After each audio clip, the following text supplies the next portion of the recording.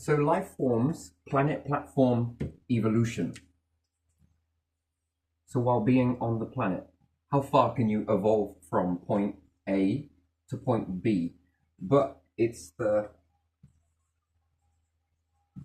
rush, I guess it's the rush to beat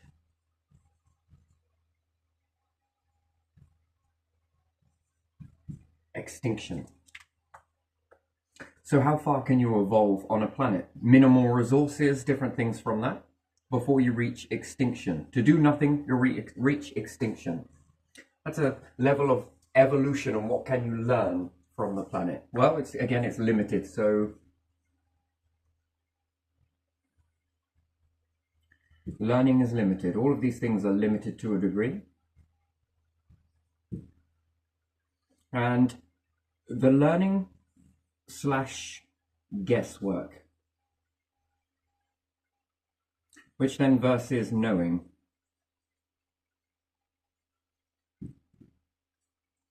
So from the planet, it's the platform that most life forms will start from, whether ET, intelligent or otherwise. They're going to start from a certain level, and if they do nothing, then they're only going to learn the planet. That's a belief system, and die with that belief, and everything that's believed gone. However, let's take a look. We'll take a black pen for this one, I think. And then there's getting out into the solar system, which would be the next one. So solar system, we're going to put star. We're going to make star the center point, because from point A to point B, I think that the planet, because there again, we're also going to have life forms as well, the changing life forms.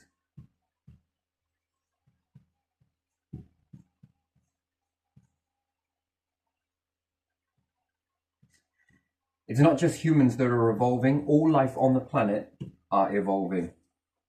And in some cases, this can be good, and in other cases, this is not great. So if we take it from the microbials, they're going to be learning, they're going to be evolving too. At the same ratio, they're learning information for as long as they're alive. So again, from their start point until their end, truly end, until they can no longer evolve anymore, until they've utilized most of the evolving on the planet. And again, usually they try and fight this by adapting, changing. The smaller it is, the more mightier it is. The bigger it is, well, it's not so mighty because it's all about the mind. Your learning, your ability to bring all of this in. The smaller the life forms, they're going to run until they've converted, and they'll transform and keep transforming and keep transforming until they can no longer transform. Because they're smaller, they have a more of a transformation ratio than what we do. Ours is very slow, theirs is very fast indeed. So they have to be, because they're smaller. The larger the life form, the slower it is to evolve, as what we understand evolving. And again, we're very intelligent, so we can learn this. So learning versus what's known. How long will the planet last for?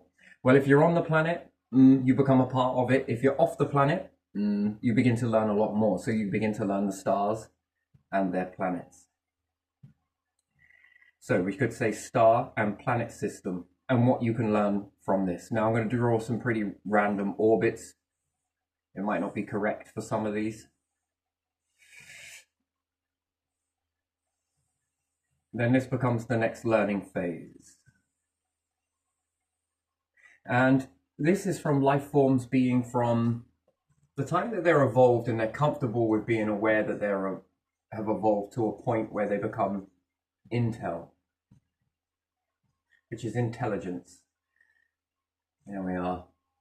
And to be able to do something about that intelligence, which moves them forward. So again, this is a very complex situation, and I'm trying to process this as we go.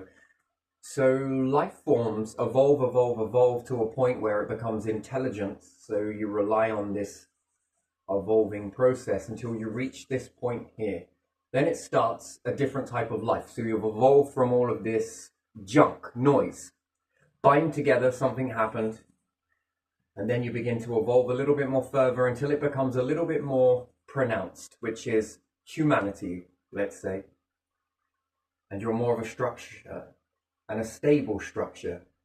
But you can still go extinct in this ratio. which just means built back down to the building blocks here. As you're progressing, you're learning an awful lot. Keep going, keep going, keep going. Now, do you reach extinction? Well, we can learn very easy and very early on that it's unlikely that animals, compared to this, if we left the animals on the planet and the planet evolves too far, the life forms become too potent, which life feeds life. That's an interesting thing. And the structures that held them up no longer support the support structure that supports life forms, which we can say intelligence, and we can say, I'm just going to put admins.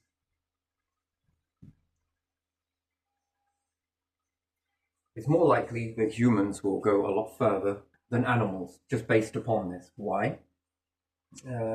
If we kept things in a natural state and we keep these on the planet and don't take them with, they're likely to end when those support apparatus no longer support them, and then therefore that's extinction to point B. That doesn't mean that the planet has gone extinct, it just means, or changed, not yet. It just means that the life no longer is able to support it. If we take them to space, humans, then yes, animals will go further on. So our best guess that if we stay on the planet equals extinction eventually. When will that be? Who knows? You can make a good guess on that. And the thing is with these types of assumptions that it can be before, bang on, or a little bit after. So we can have on time, we can have before time, and we can have a little bit after time. So there we are. We got all of these little. So the guess, and it might go forwards. If we guess, it could be a little bit later than this predictable understanding. And that's a guess. And we all rely on that guess to be correct. However, when you start to leave and you go off towards here, you're now relying on a different function. You're relying on the star. And again, we'll make another prediction. Now, is that going to reach its demise before, on time, or after that prediction? And once again, it might do it before you predict, it might do it on, and it might do it after. But while learning this structure, it will confirm or deny Earth's structure. Now that's assuming that it could be from a meteorite, it could be from this, it could be loads of things that happen. And what would we class as planetary extinction? When it puffs up, when it no longer supports life, when all the life forms on there, so it's perceived. And again, we could say that life will not continue, and once the planet has, I don't know, heated up, puffed up, and it no longer looks like it has any life forms on it. And again, we'll make a prediction and say that there is no more life forms at this time, and it could be before, it could be on time, and it could be after the time. When does life stop on the planet? And then this poses another question, that what happens if we scoop up some content from the Earth at that time when it's, let's say, if we get it correct, or it goes slightly before. Now this become a best guess. All of these things are best guess to start with. Each one of these is just best guess. And then we believe that one size fits all with stars. Then we move on. Let's say we leave from here and we go to another star system. Another star system, equal opportunities of planets orbiting around, so forth and so on.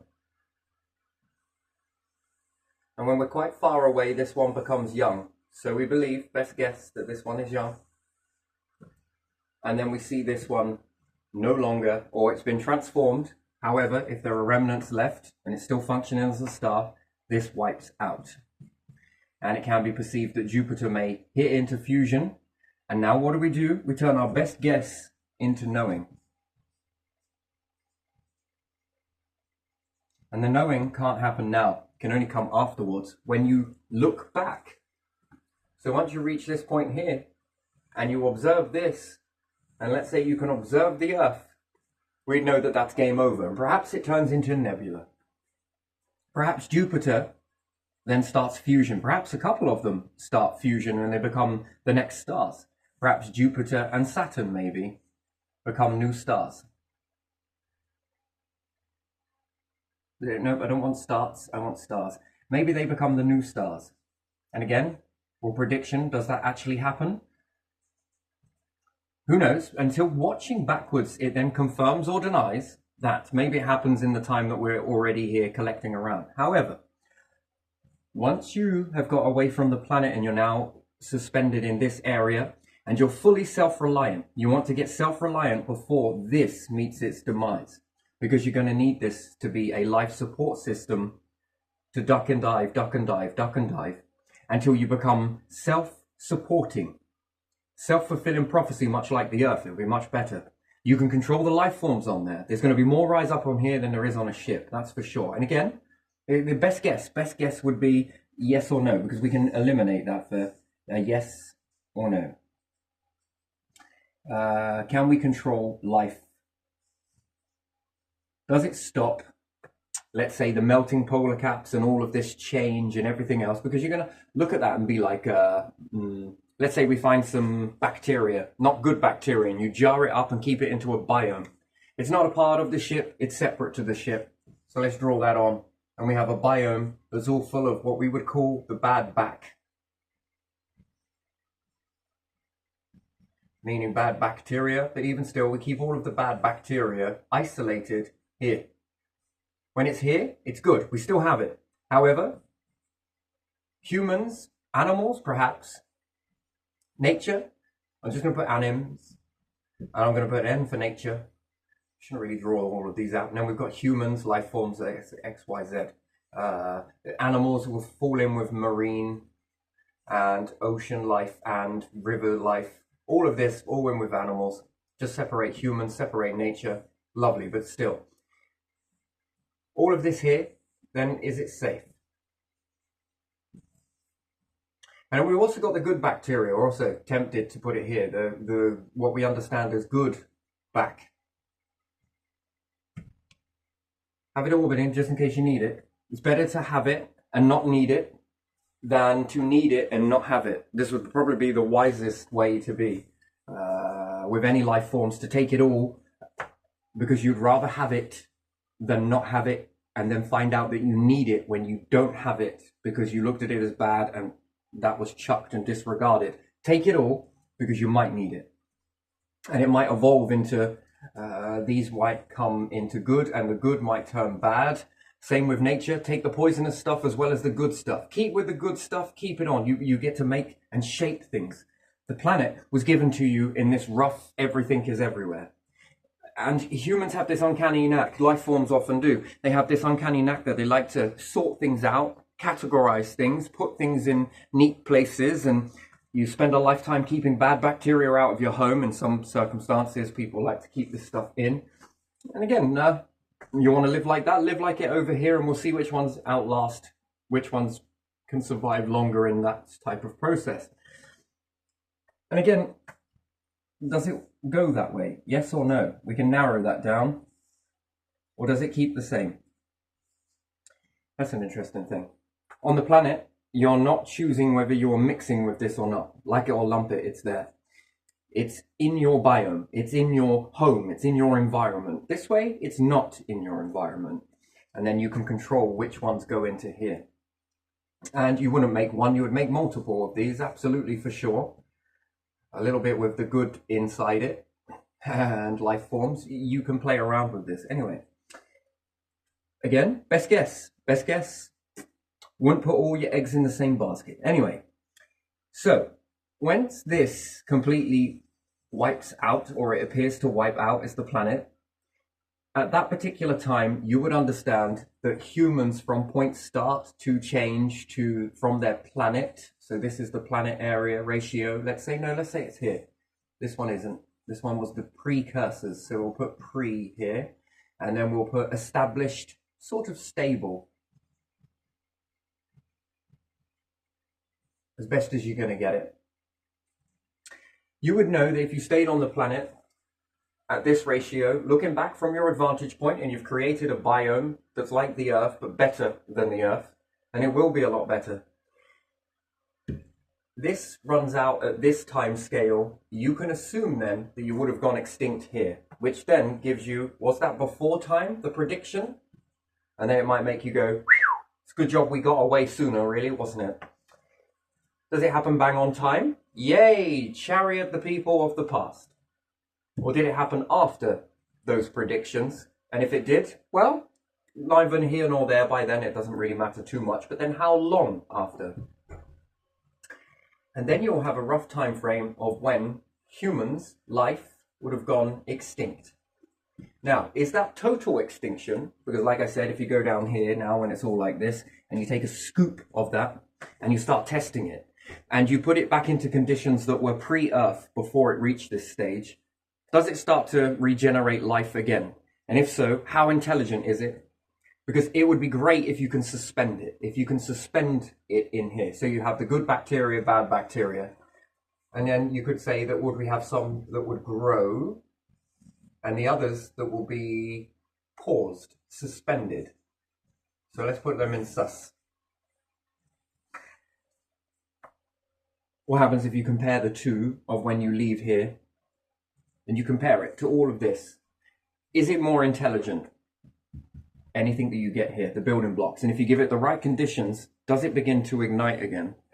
Yeah, you can go for it. It's cool, it's cool. It will get a bit loud. But that's all right. Just close it behind you if you can.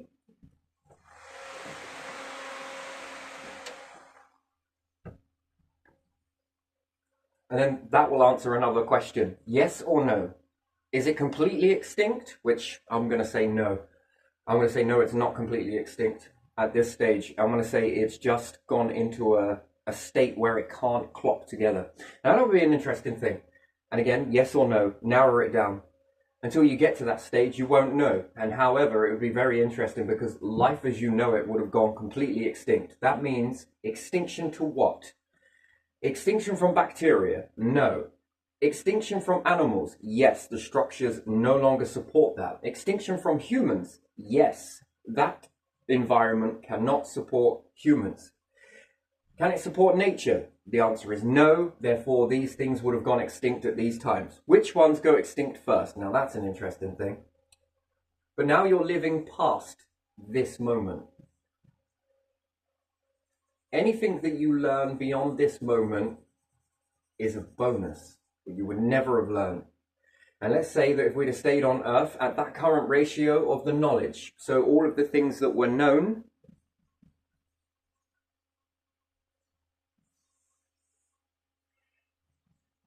or let's say best guess.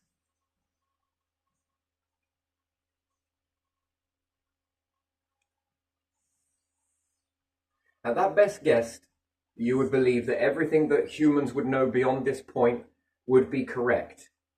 And as you begin to travel away, which would then be the star system, this will still be orbiting around. I'm sure if it hasn't been reutilized, it's again a choice. Do you destroy the Earth, transform it completely, or do you leave it as a natural environment to watch it from a distance to see how it collapses? And then a morality sense kicks in. Is that inhumane or is that humane to take everything off? Is it experimental or is it not? Again, it would be a better way to take all life off of this particular biome. Absolutely. And then perhaps put in artificial. So by that point, you should have understood how animals respond, by how nature responds, how bacteria responds, and then create some sort of simulation inside robotics or anything else and leave those on the planet. Still gives you the outcome. Anyway, so when we reach here, you believe that everything that humanity has ever known would be the accurate course. If on this journey out that you're orbiting around the star, once again, treat it like a fine art museum, don't get complacent. Anything that you learn from here while traveling to here and looking back at the star, if anything changes on that knowing, you would have gone extinct with a belief that all of that stuff was known. And was it correct? Was it right? This is a funny, interesting thing that you can play. Life forms can play this. When you get a bit more evolved, you can play this, and it becomes quite fun, and it becomes good at getting wrong. And was it right or was it wrong?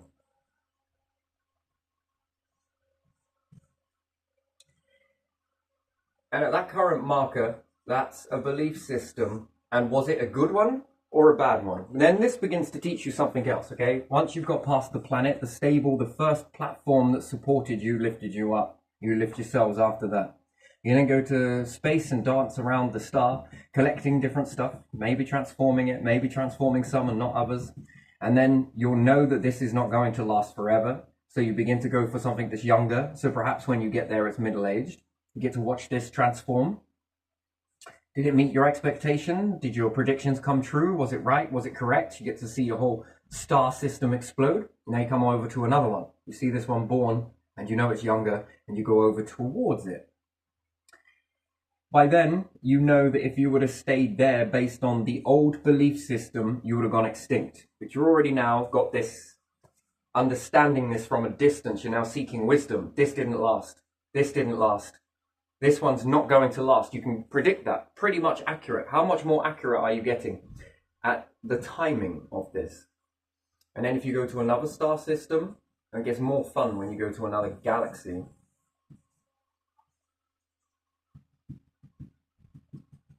And at each trimester, it would be very interesting to figure out what you know. Was it right? Was it wrong? Were the belief systems wrong or right? Did they help? Or did they hinder? Did they hinder your belief system? And at each point, this is an extinction point.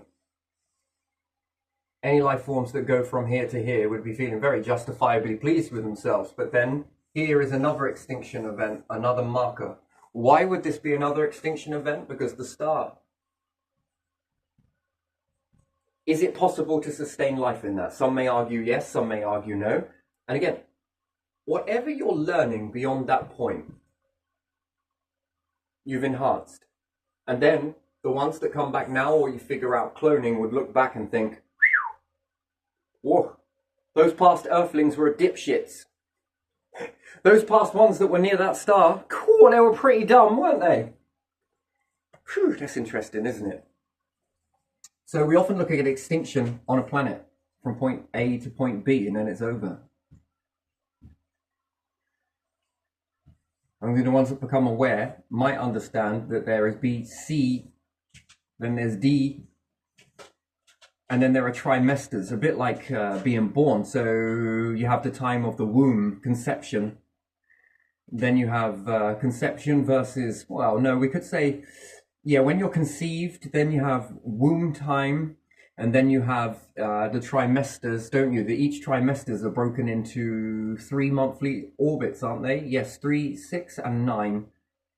3, 6, 9 trimester. Nice. And then you go into the 12th trimester, 12 months, although that's not correct. Then birthday should be every periodically 9 months. That would be an interesting thing. But anyway, neither here nor there. And then it goes from youngster to a point, from youngster to teen. So we can have womb time, birth. Yeah, we can have birth. Young'un, tods. And then you go on to past puberty, 18, teen, preteen. And then you can keep on going until you then get to old age. This process here, these trimesters that you have. It's the same trimester as leaving from your planet's starting point. The pre-version coming together. Maturity, and then you beat extinction. You're now older age. It's interesting how these cycles begin to lapse in patterns. Very good, very good. It's interesting when you factor in cloning, because then you have more time to see it.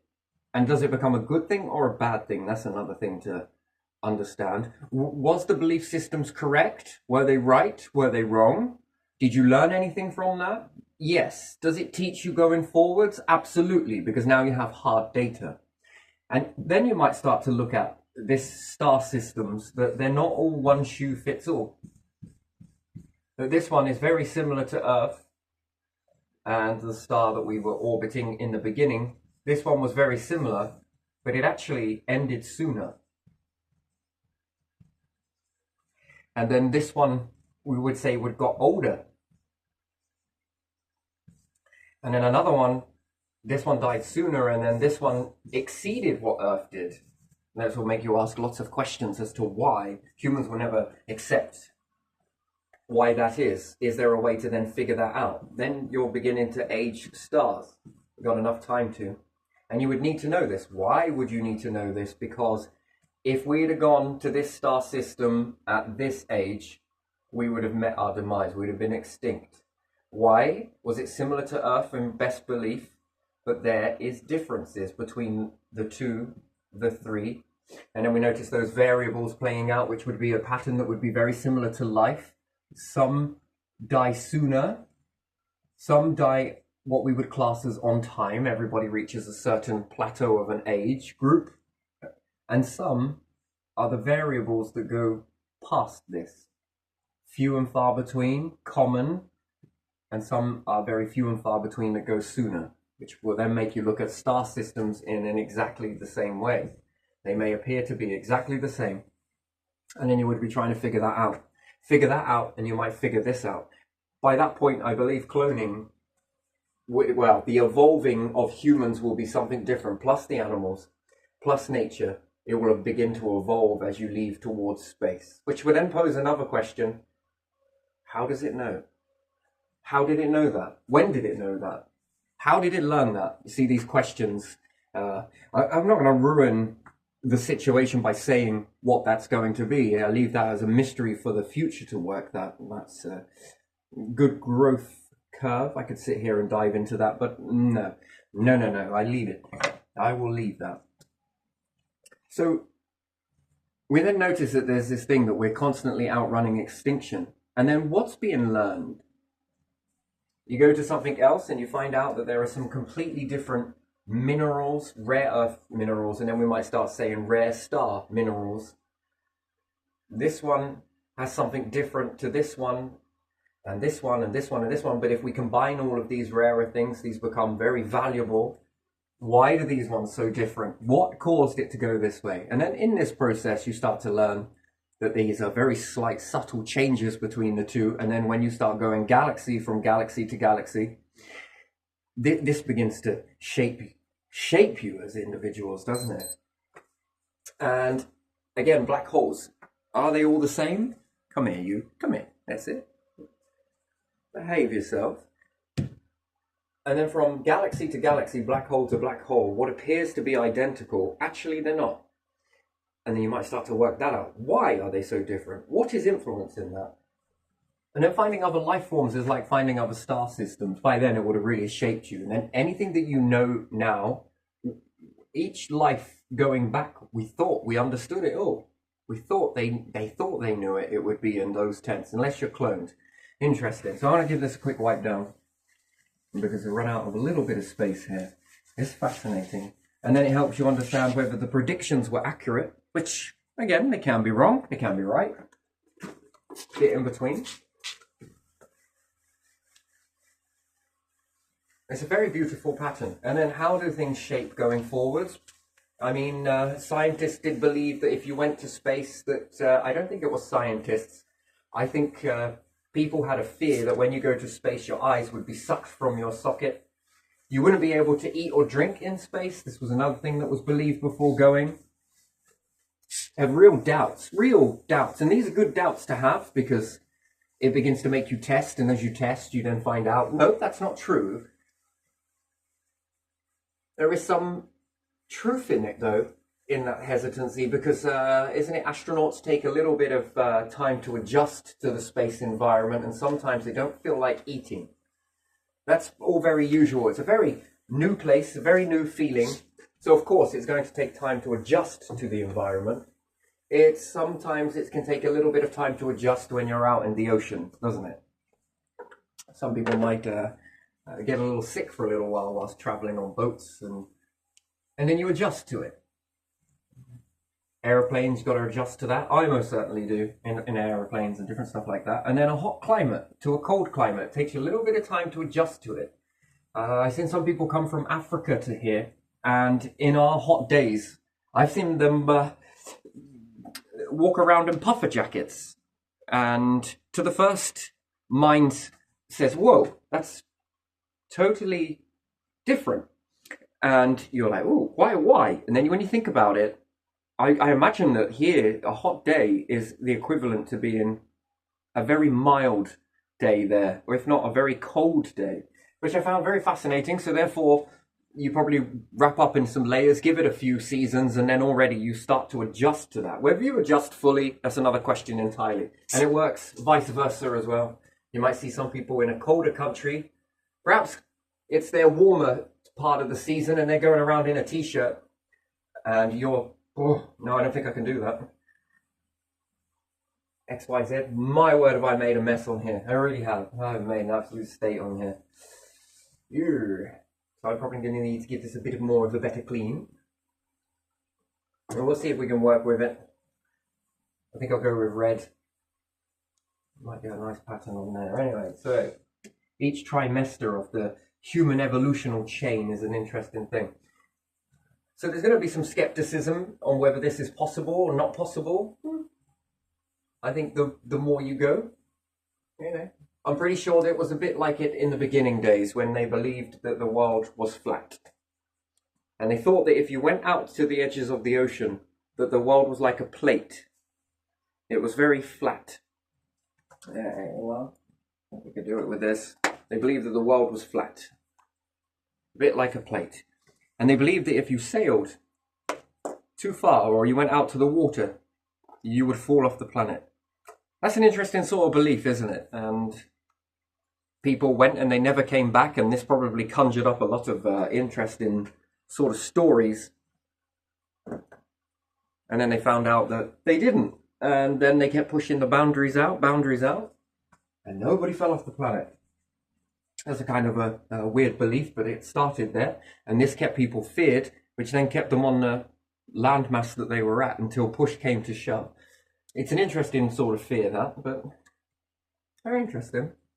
So each trimester you come to, you grow. And especially when you start to meet extinction. So you begin to learn a lot of stuff. And technically it should go up this way. Interesting, really, the parallels on all of this.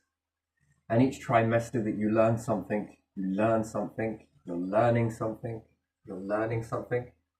And the more you learn, the more you bring in, which then changes your paradigm. Expect that. What's life going to be in the future? Paradigm shifts. You're always going to have a paradigm shift.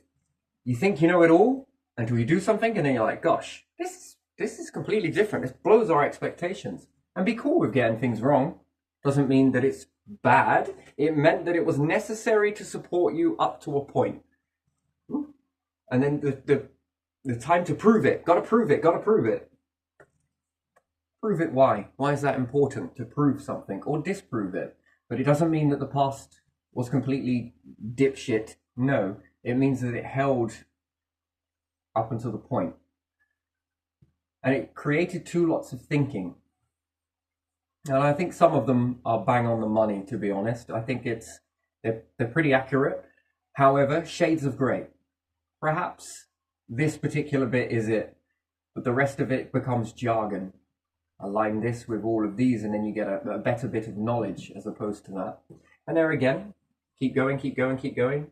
Each time you meet past this, you've lived past extinction. That's fascinating to me. And the more you learn. Cloning is a fascinating thing. Very, very fascinating. It's one of my favorites. The ability to clone. There's lots you can do with cloning. Lots you can do. It's an interesting thing. So in the beginning, to even be able to achieve cloning, interesting. If you have one clone here, and you manage to create a clone, wonderful. And then it's aged cloning. Both have a purpose. So nature decides to jump the gun on that. So it would start with a bulb, let's say, we'll just do this, very terrible, roots and everything else. And then it pushes out a younger clone. This younger clone will then take a very long time to reach the layers, a bit like an onion, before it reaches this size. They shared the information, young plant. And then this one does the same thing, begins to clone. And before you know it, it's a bit more like this actually. So we'll draw the oldest, younger, younger, younger, and younger. It's a beautiful pattern that.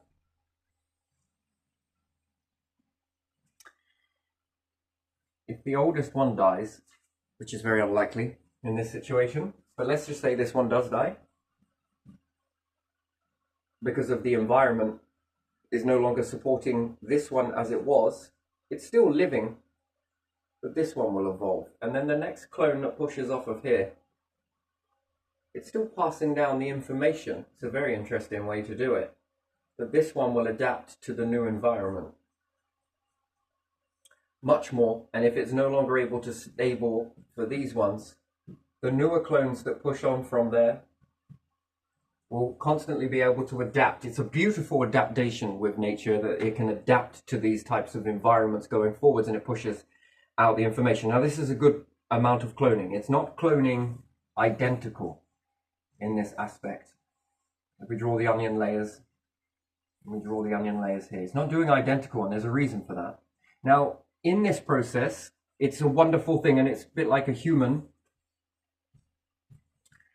And it creates a very fascinating pattern that the humans might be able to achieve cloning like for like. And this is a good thing, and I'll show you why in a bit. But a better thing for humans would be for them to have a type of growth. This is interesting.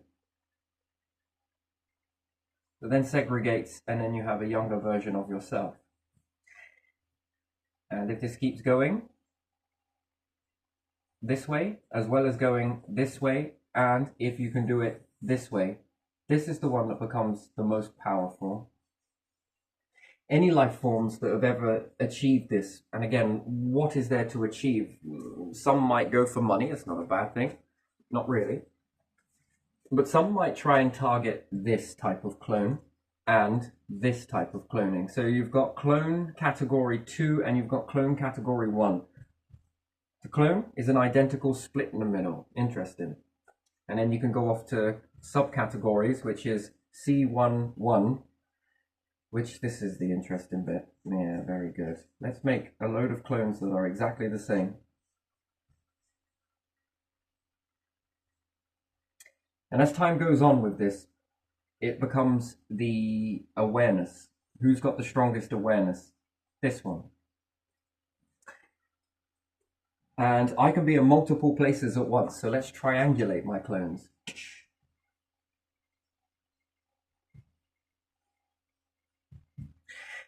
And let's say we've got another life form here that goes to target this one.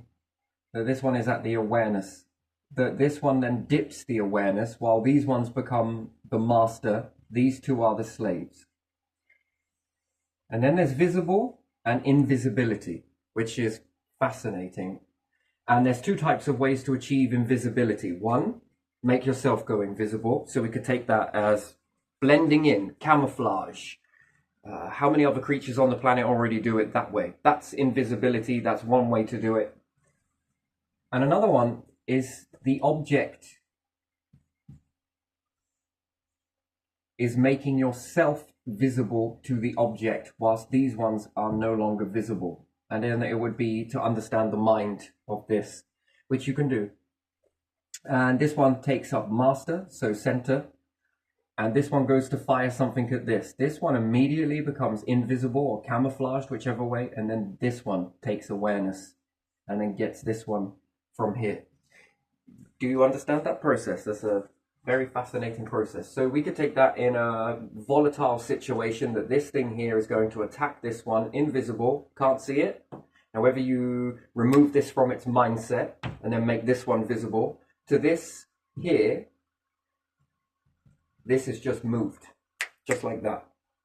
It hasn't. It's utilized the clones in such a way that it's made its awareness, and by making its awareness visible, it can then bring this one down, which is the surprise attack. If I was any life form that was out in space, I would recommend that cloning would be it, this type of cloning, but also this type of cloning, the category 2, because I can use both of these. These ones will be safe elsewhere. Therefore, if by some miracle, in weird way, this one attacked this one, and this one, well, it would still be here.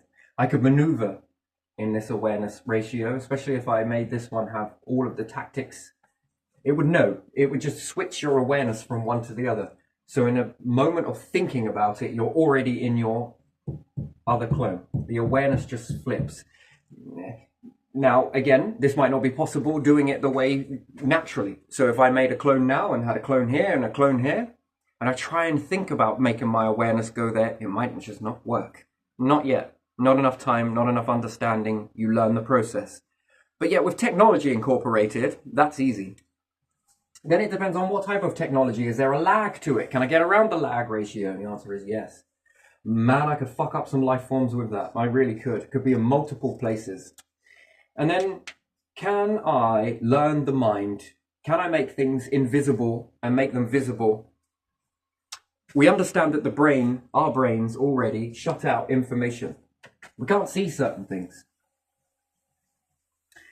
There are certain ratios where we can't see anything. The brain eliminates certain things that we can't see it, and it doesn't become in our awareness field. So we could take dark energy, we could take magnetism, there's many others. We could take infrared, unless there's a large amount of infrared, but even still, small amount, can't see it, but we know it does something because we can feel it, we can experience it, we can sense it.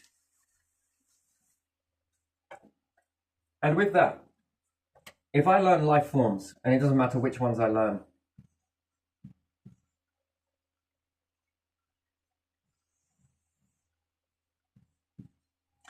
and I learn what they can see, and then what they've taught their, I don't know, cams to see, their cameras to see. And if I know that this spectrum is so much more beyond over here, and I know it's also beyond over here, and I know that they can see everything in this frequency here and here, but they cannot see anything outside of this, I can use this to my advantage. In fact, I would study very hard into this because I'd look at it in myself, in my own species and anything else, and I would lead the way for making this pay attention to this stuff.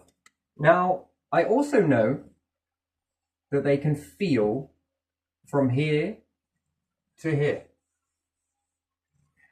But I know that they can't see it, but they can feel it. Now that's a fascinating thing. Therefore, their eyes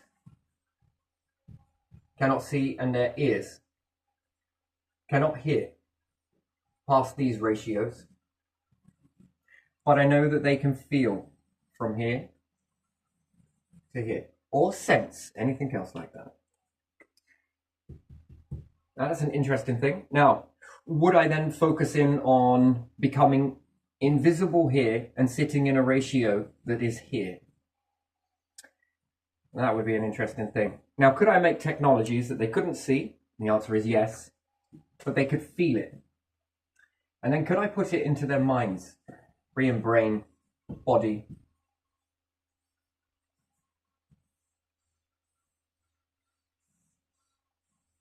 Working yourself out is one thing.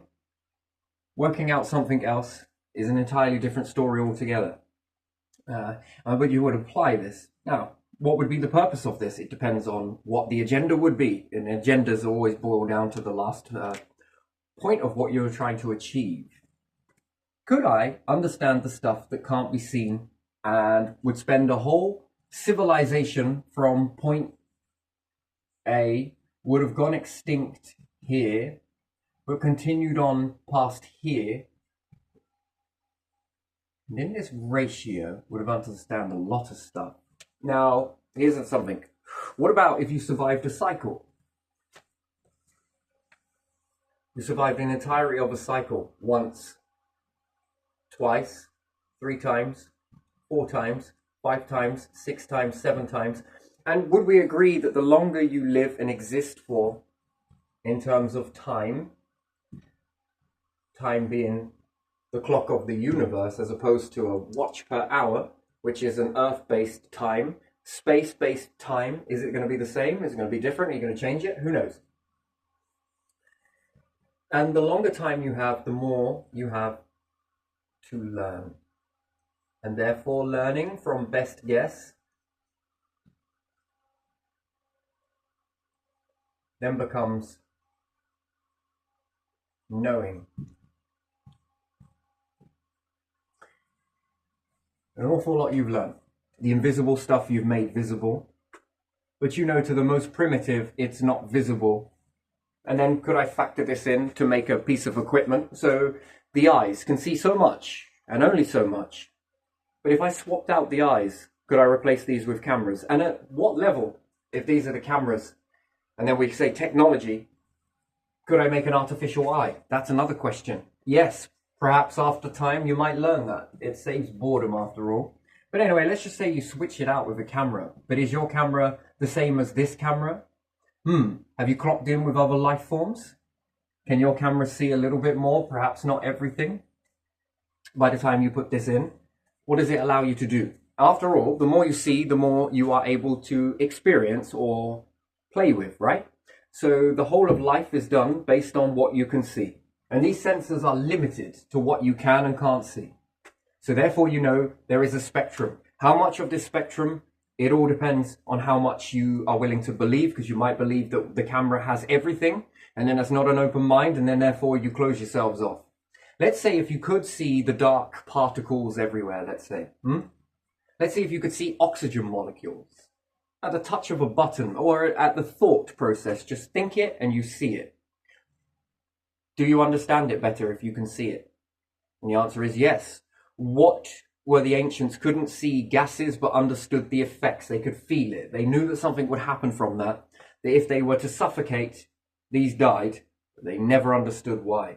Until time goes on and perhaps you enhance your understanding, and as you begin to understand enhance your understanding, you begin to start to know things.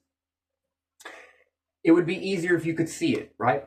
If you could see the carbon. That's the problem with carbon dioxide and carbon monoxide. You can't see it. So when it begins to build up, you can't see it. Yes, okay, perhaps with NASA and different things like that, it opens up your awareness and therefore you begin to see it. And the more you begin to visualize this stuff, the more you're able to do something about it. And then you can start to control this stuff, this medium, this gas, this invisible stuff that can't register it. Therefore, you do lots of stupid shit and you don't realize it because no one's looking, because you can't see it. Then when you bring it into your awareness and you begin to see it, you can then do something about it. So the more you see, the more you can play around with. Although you also do it blindly, but you can remedy it by being able to see it. Now think about a camera that works on that function. A bit like a torch that has some light, that you rotate it and it changes color, and you rotate it again and it changes another color, and you rotate it again and it changes another color. Think about it as being able to see all of the stuff that's invisible to you as your natural species self. The more you rotate and the more you're there, the more you get to experiment. Some people will get lost in this frequency here and begin to play around with this stuff here. Can't be seen. But then when they start to do some stuff with it and they start to make things from it, then they begin to reveal it to the others. And then they find that fascinating. They have no use for this bit here. They couldn't give a shit. They're more in perhaps this barrier over here. This is their expertise. Some of them are in this area. Some of them like to remain in the center. Some of them are like pushing the edges of finding new things. They just like to find it. They don't actually like to play with it. But some that are born, when you've got a large amount of species, love to play with this stuff and understand it. And then they become fluent in it. And the more they learn, the more they understand, the more they play with, the more technologies that get created, and the more is known.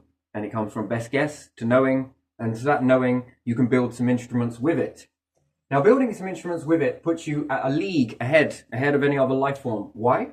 Because you can build something that they can't see, but you know they can feel. You can drop this into them, put it into their heads, put it in anywhere, and then you can begin to tap in off of information from them without ever showing yourselves, and remain invisible while doing it and get real-time data. All they can do is technically feel it, but they can't see it. They can't visibly track it down. They can't find the signal that runs for this. Let's say if you build a computer in this aspect here, making it from stuff here. And a computer is basically just a filing cabinet. But this particular filing cabinet sorts out the information and makes sense of the noise over here, over here, over there, over there. So at the moment, the computer is only limited to the bandwidth of what it's being told, this information here. You spread your awareness, and then you begin to program the computer to understand this stuff. You make sense of it first, and then you tell the computer how it makes sense of it going forwards, and then it does it automatically for you. If you need anything in that, it only takes a few groups of individuals who want to sit down with this stuff, and they begin to play around with that and start to do some weird and wonderful stuff, and before you know it, they've put a seed in the database, which would be the AI database. You would understand it as AI. And then going forwards, it knows how to do all of those things, and then it surpasses them. And sometimes these ones surpass the database, and it's a back and forth seesaw, and it becomes a very fun thing because they like to challenge themselves and one another and everything else. Other life forms, what could you do with technology like this? They wouldn't be able to see it, not clearly. And what's more, you could make it so they could never see it. That's an interesting thing, isn't it?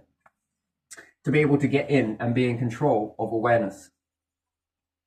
Limit this stuff because you would never want them to see it, so you would keep them away from it. What information could you learn from those species without ever being seen?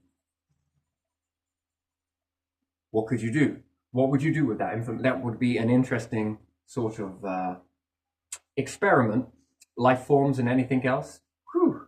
Imagine if you're able to do this stuff with what you can see so far. And it seems to be a lot, and there's a lot of loose ends, as some stuff is just still very much unknown, even in this bandwidth here. But to be able to move off in here and create a few things, the database grows and grows and grows. How many cycles would you sit down with? And it depends if you move through the cycles, anything ET, intelligent or otherwise. And you would only make yourself visible when you needed to become visible to these. Most of the time you'll be invisible, nothing to prove. You don't need to prove it. Why do you need to prove it? Why do you need to disprove it? Nah, that seems to be a trap that does that, then makes you seen. When you are seen, they know something. When they know something, they can then start to work it out, which then leads them to work out other things because they've just been shown. If they're not shown it, they don't know it. Therefore, you operate blind. That's an interesting, fascinating thing. How do you learn this stuff? You don't learn it from a planet. Maybe you do. Maybe you do. But it takes an awful amount of long time to do it. The resources that are going to be needed to even achieve any of this, and then the understanding going forwards. It's fascinating how life is a trust process. The more there is trust garnered and the more you do, the more it seems to reward. Is this the reward process? Yes, it is. It all depends on what you look at as reward. The more information that comes in, the more it influences your psychology going forwards and going out, which then goes on to strengthen you and creates more. The more knowledge comes in, the more you chase, the more this, and it gets harder and harder because you will understand the distance between X, Y, and Z. And there's a lot happening in the universe that can't be seen with your tools that you've got because these things are very limited. It's doing an awful lot inside you. It's doing a lot of stuff. And your eyes are limited to what you can and can't see. That's interesting. Can you evolve to see these things? That's a good question. Yes, I think you can. But I think that, is there a point to do that if you can already knock out a camera and make this as a synthetic eye? A synthetic awareness, I guess, is probably a better way. It didn't come natural. And then, can you shape your brains? That's another thing. Yes, you can. You can enhance your brains to make them better, stronger, and more powerful. Can you make this stuff very small? Yes, you can. And again, that's again invisible. Very invisible to anything that only believes in a spectrum from here to here. How long will it take for you to have made telescopes? What would you do if you carried on making telescopes and playing around in the universe? Would you be able to see more and more further away? There again, if space was no limit, a planet is limited to how much you can do. Space is bigger. Therefore, if you wanted to put in a project of making the biggest lenses ever, it's never been done that I know of, where you convert a whole planet into lenses. I mean, this is interesting. Rather than using glass, you use a type of diamond. Now that's even more interesting, isn't it? what could you see? How much more further could you see? What are you seeing? What happens if you put in front of a laser, high-powered laser? What happens if you put a diamond in front of it? Does it make it more powerful? Does it make it less powerful? Is it more powerful than glass? Is glass more powerful than a diamond? Interesting. Can you combine two diamonds together? Do you get anything else on the periodic table? If this is under that pressure, this carbon, if you go past the periodic table times 2 and you make a similar type of carbon as opposed to being a bit more squidgier, who knows? Whatever it may be, just leave you with the question marks. That you go beyond the periodic table, but you notice the periodic table begins lapping over on itself. That it seems to bounce from solid to, wow, this is very squidgy. Strong, but squidgy. Then the next one goes even more harder than the first one, like by times 2, and it bounces from one to the other. Almost between being soft and malleable in your fingers to being the most hardest thing you've ever held. But they're both the same if you think about it. It's just lapped again. And then when it laps again, it becomes twice as hard as the first one. And then it means that you can crush the first diamond into a powder. Understand that. Keep going. You can keep going with this and keep crushing using the next periodic table to shape the first natural periodic table. And then if you keep running with this process, you're making more and more denser objects as you go ahead, and therefore the things that seemed really impossible, and the more heat that you can make from this, turning iron into liquid. Imagine what you could do with that. You already are doing it, but let's just say it's twice as hard as iron, 3 times as hard as iron, 4 times as hard as iron, and you can begin to shape it, play with it, do all of this sort of stuff to it. Interesting, very interesting. Is this something that you can't see when making around with all of this stuff until you alter your awareness, and then wait, it's also making some other stuff? Didn't even know it. Didn't even know it was there. Oh my days. What can you do with it? How much more could you gain? And what would be the prize of the ET? Really? What would be its prize? And understanding that if they follow the same principle and they have this inner awareness too, the question would be, is it other life forms that make you believe in something higher? Interesting. That's very interesting. Or is it to do with this higher power? Literally, something else is guiding us. And again, that becomes one of those types of questions that, how do you know that? You continue on and you begin to explore it. And the more you explore it, the more it enhances this data and the more you begin to learn from it. Lost my train of thought halfway through there. I might dive back into that, or perhaps I'll make it on another video. But the more you begin to play around with this, you must ask the question, are we being tricked by something? Or there it is. Thank you very much.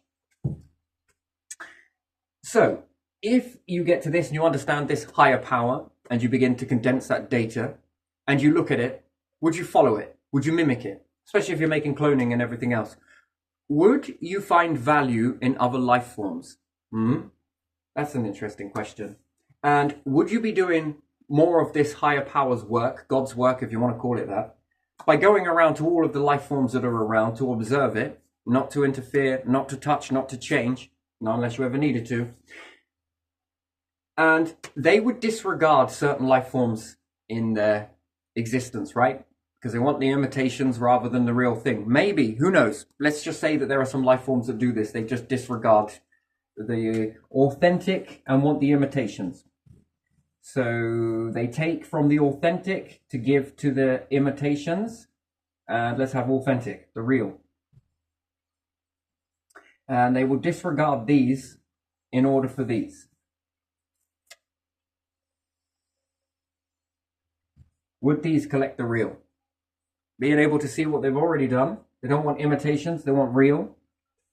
What could you do if you pass some trust alliances? Wonder if you would do this. You ask yourself it as humans. If you were out there doing this and come across life forms and the ones that were on this particular planet were disregarding some of these life forms, but you saw real great potential in those, would you run them through tests whilst they were on their own planet?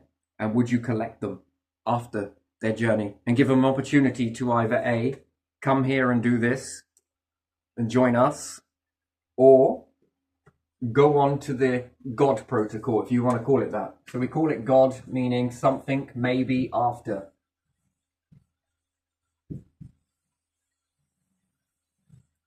But before you go off into the after, you are collected. Tested, collected, and asked whether you want to join this.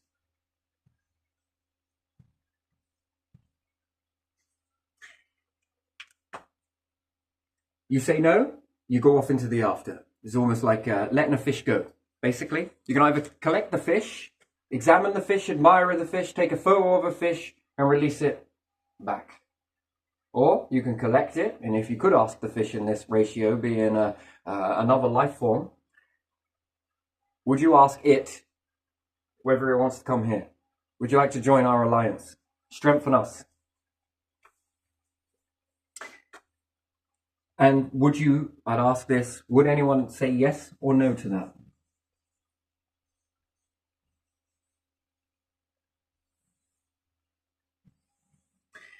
There would be a lot of questions attached to that, wouldn't there? Is there anything after? And that question could remain as maybe, don't know, possibly, there might be. Because wouldn't that be a type of God's work, so to speak, just trying to round it up? God's whatever. And would there be some sort of level of understanding that perhaps it would be more evolved because this might be more primitive, depending on these life forms, how advanced they are? Would they want to join you, yes or no? That would be interesting. It's not over because, again, they've got preconditioned to live in this particular way, and it needs a lot of unpicking. The authentic to the imitations, well, maybe this is what this is after. This after is after this, after this. But as humanity, and you come across this planet, you couldn't go down there, and you don't want to interfere with it because it might create fear. It's possible that it could create a lot of fear. And then there can be some mass manipulation that aliens are bad and everything else, or ET or whatever. But they're not. They're about looking for this, the authentic. They go around collecting life forms because life forms would rise up. If you've been a few cycles, you would know that there are decent life forms rise up and there are not so decent ones rise up. And the only way to really collect is to remain invisible, but collect their essence when they pass. You don't come down and abduct them. You don't need to. Technology would have moved way beyond all of that. That's the old way, perhaps, maybe in the beginning, perhaps. Would you collect them? And it would then be a case of what could they do with more?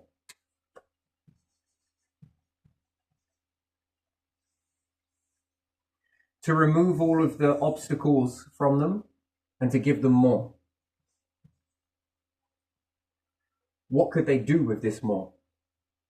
Because from a different advantage, you can see where it might be going wrong.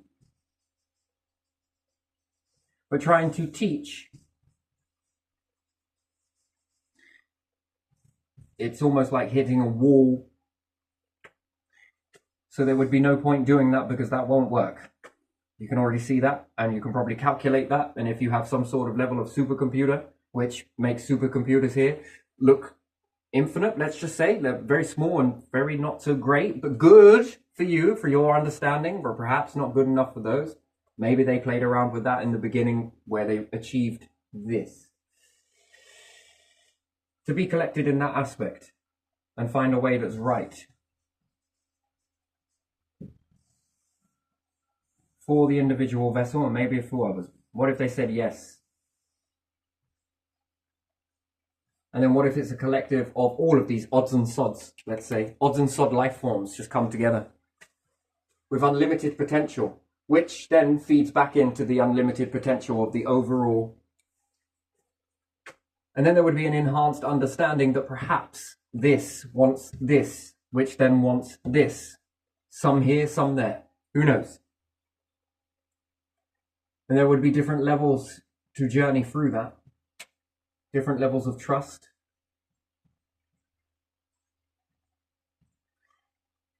And then would there be an agreement that they would watch too, which then enhances the ability of picking off these, because if the own life forms can't see the value in other life forms,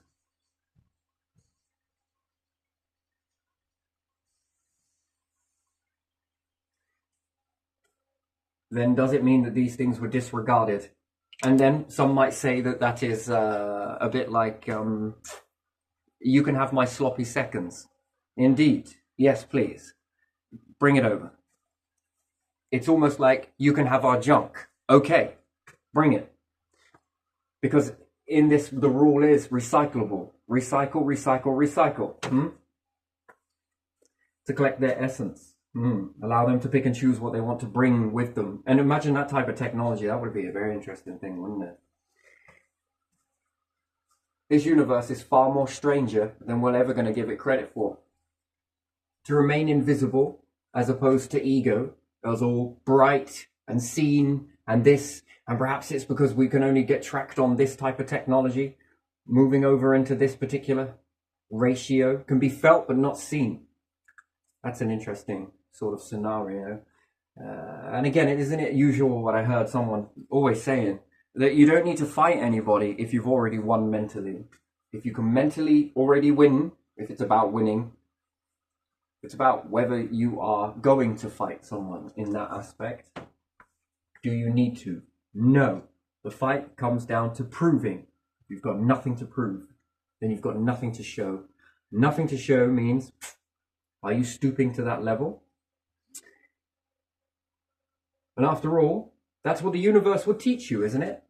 All of the junk from the start, which that's the psychology that you pump out from your sociology. The planet, the star, a previous star, spat out a load of waste material. And the planet itself started to form from this junk and started to transform it into a stable platform for life forms to walk into. And then you'll learn this very early on and go off into space and a star pop. Oh, I'll have all of that, please. Oh, yes, please. Cool, yeah. Oh, junk, you say. You don't want this. All right, we'll take it.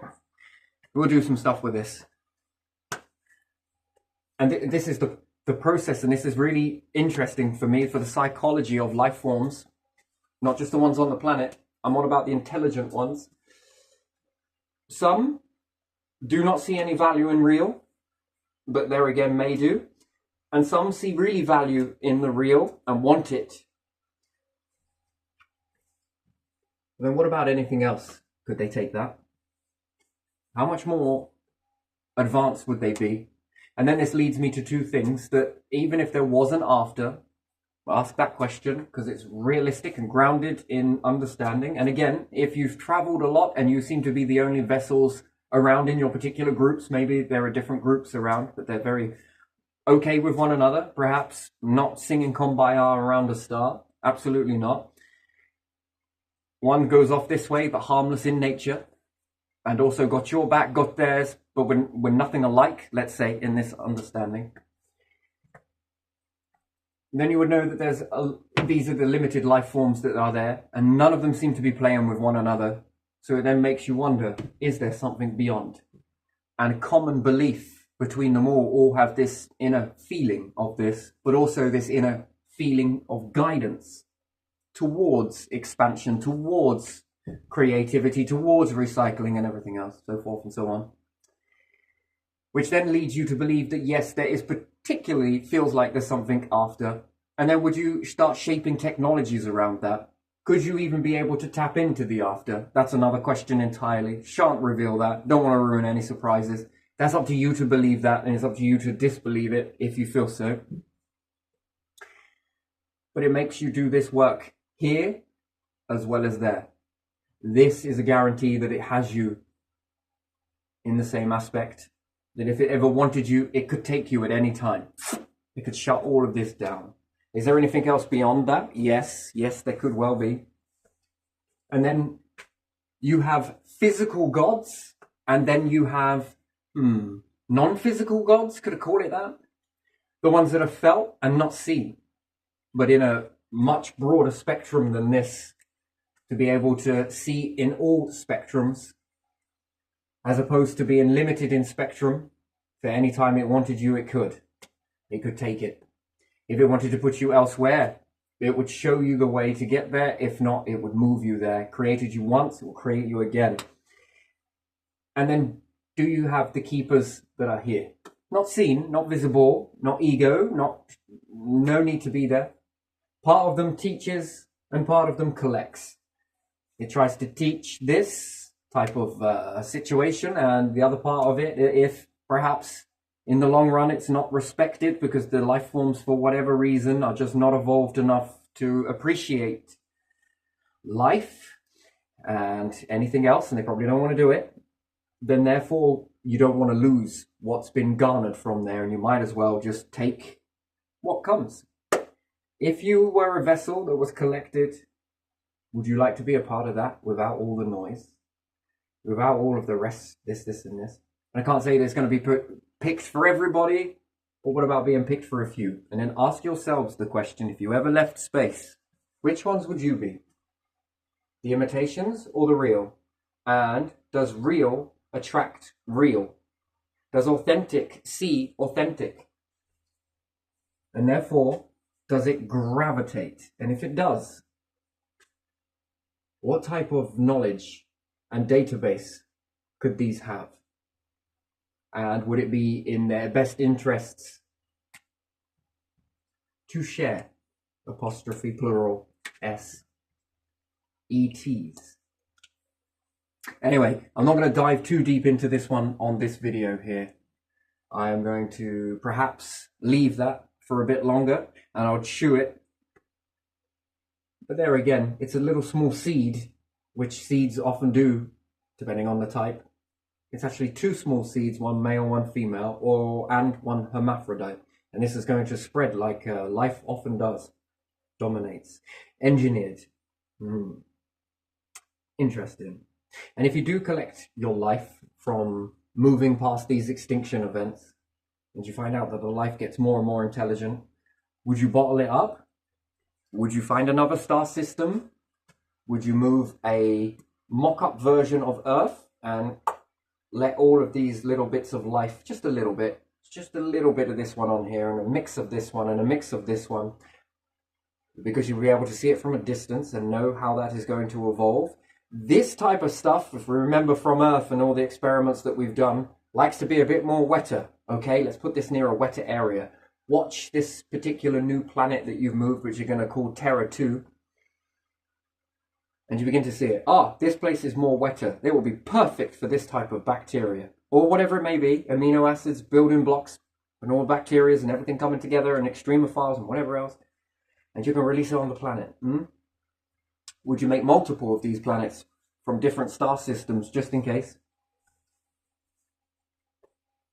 This one requires a little bit more drier environment, okay? This bit on Terra 2 seems to be much more dry. Oh yeah, this bit looks good. Let's drop a bit of this here. And it's going to spread.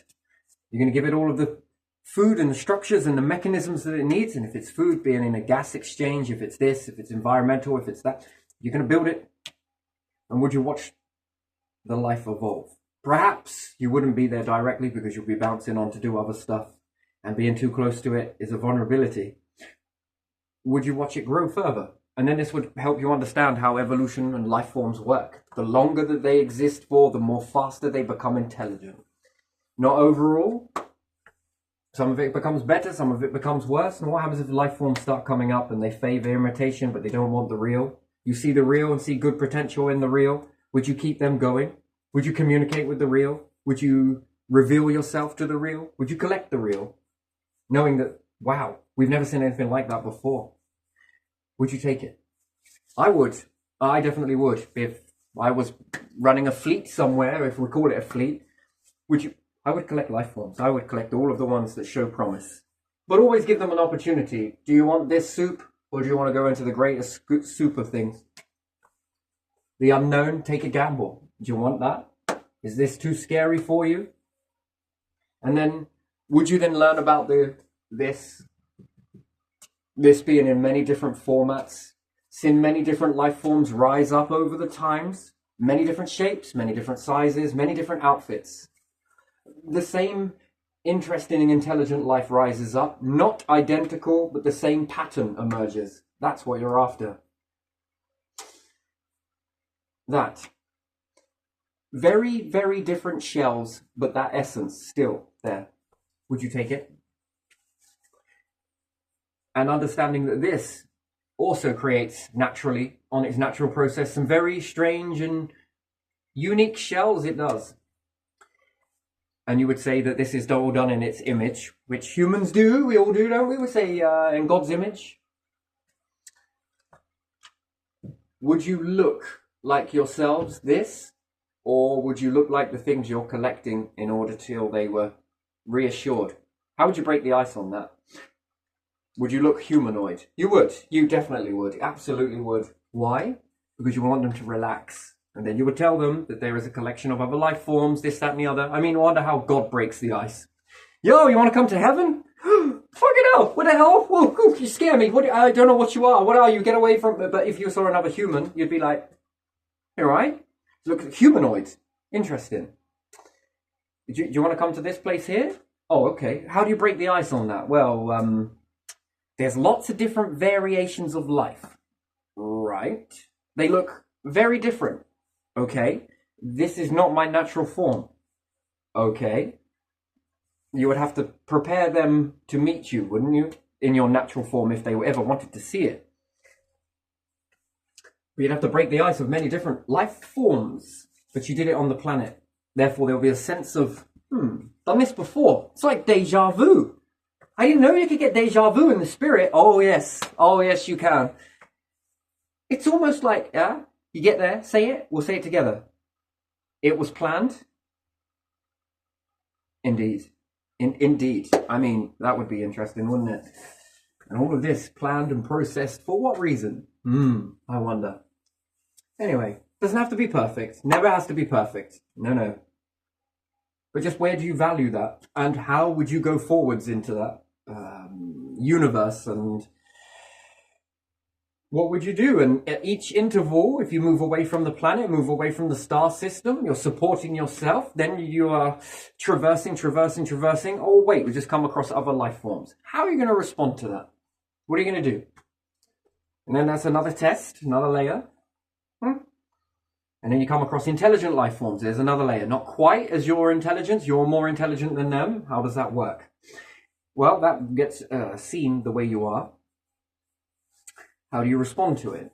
Then you start to see more intelligent life forms. How do you respond to that? What about if you saw life forms that were disrespecting other life forms that you saw potential in? Would you collect this? Well, you could go and try and appear there, but I don't know if you would get the results you're looking for. Or would it be easier to find the essence? By then you would have learned a lot of stuff. Cloning? Maybe. Perhaps engineered cloning and dual cloning, cloning version 1, clone 2, whatever you want to call that, category 2. You would learn the life forms in order to be able to speak them, and they would bring on... Cool. It's an interesting sort of way to exist, isn't it? And would you make them into teachers in order to try and teach the life forms going forwards how to be a bit more balanced? These are the questions. The education. Would you teach at all?